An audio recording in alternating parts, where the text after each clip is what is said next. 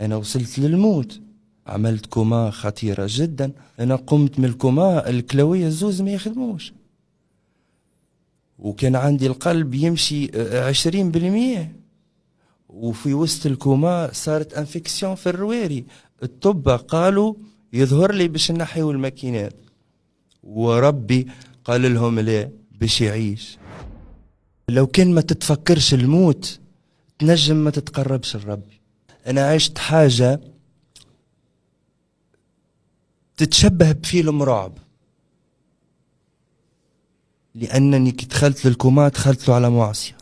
كيف قمت من الكوما شفت القرآن مكتوب على يدي، قعدت نلوج على بلال الإنسان، لقيته في سجدة، لقيته في الصلاة. كان فما صوت ديما نسمعه يقول لي برا صلي، كل صلاة ندعي فيها يا ربي ثبتني.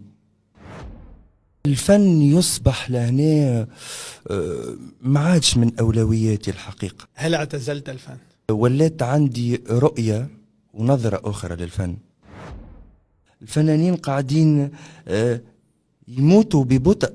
لو تصير إعادة للنوبة ماذا بيك ما تصيرش؟ بطبيعة الحال ماذا بيا ما تصيرش. نخاف من ربي، ما نخافش من الممثلين. أنا في مرحلة طبعا مانيش غافل على الوشمة اللي عملتها في حياتي، هذه من أخطاء الماضي، وربي تاب عليا باش يتنحل وشم.